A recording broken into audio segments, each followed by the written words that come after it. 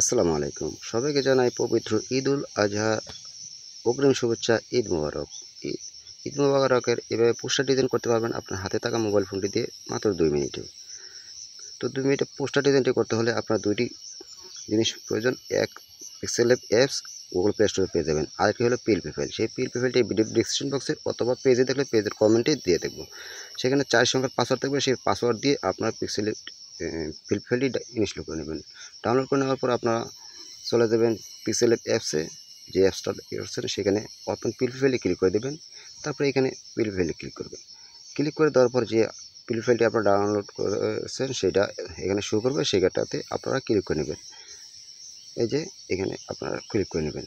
তো ক্লিক করে দেওয়ার পর আপনাদের সামনে এরকম একটা ইন্টারফেসে নিয়ে আসবে। এই যে দেখেন চলে আসবে। এখন এটা আমরা কাস্টমাইজ করব। তো কাস্টমাইজ করতে আমরা কি করতে হবে? কাস্টমাইজ করতে হলে খুব সহজে কিন্তু আপনারা কাস্টমাইজ করতে পারবেন। আপনার নাম, আপনার ছবি, আপনার নেতাদের ছবি করে নিতে পারবেন। একদম সহজ। তো আপনারা যেগুলো করবেন এগুলো আপনারা লক করে রাখবেন। আর যেগুলো চেঞ্জ করবেন আপনার লকটা কিন্তু এখানে ক্লিক করে লকটা আনলক করে নেবেন।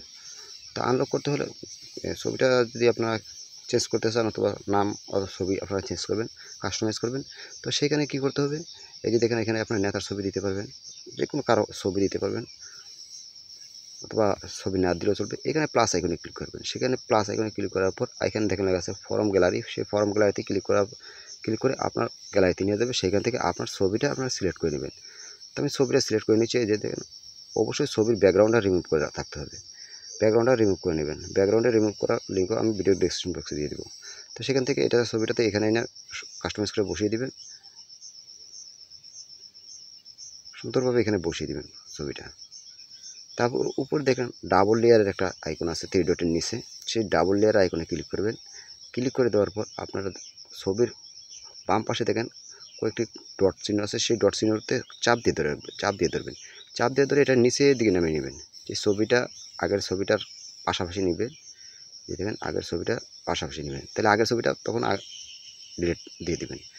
দিয়ে দেখেন এখন বর্তমানে কিন্তু সিঙ্গেল ছবি আছে। আগে কিন্তু ডাবল ছবি আসলো, এখন কিন্তু এটা সিঙ্গেল ছবি হয়ে গেছে। তো আপনারা কাস্টমাইজ করে আপনার মন মতো বসিয়ে দেবেন, ছোটো বড়ো করে নিতে পারবেন। সুন্দরভাবে বসিয়ে দেবেন।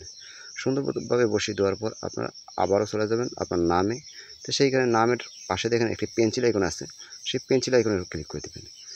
এই পেন্সিল আইকনে ক্লিক করে কিন্তু নামগুলো চেঞ্জ করে নিতে পারবেন, নামগুলো পরিবর্তন করে নিতে পারবেন। একদম নাম পরিবর্তন করে দেওয়ার পর আপনারা সুন্দরভাবে আগে দেখে নেবেন যে কোনো কিছু ভুল আছে কিনা। যদি ভুল থাকে ভুলগুলো আপনারা সঠিক করে নেবেন। আর যদি ভুল না থাকে তাহলে আপনার উপরে দেখেন সেভ আইকন আছে, সেভ আইকনে ক্লিক করবেন। এরপর নিচে দেখেন সেভ এস ইমেজ। তারপরে এখানে লেখা আছে দেখেন কাস্টম। সেই কাস্টমে আপনারা ক্লিক করতে হবে অবশ্যই এইচডি কোয়ালিটি নেওয়ার জন্য।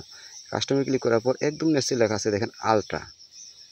সেখানে করলে এইচডি কোয়ালিটিতে আসবে। সেই আলট্রাতে ক্লিক করে দেবেন। আলট্রাতে ক্লিক করে দেওয়ার পর আপনার সেভ গ্যালারি ফরমে ক্লিক করলে আপনার ফোনে সেভ হয়ে যায়। বন্ধুরা এরকম ভিডিও যদি পেতে চান তাহলে অবশ্যই আমার চ্যানেলে সাবস্ক্রাইব করবেন আর পেজটাকে ফলো দিয়ে রাখবেন। আসসালামু আলাইকুম।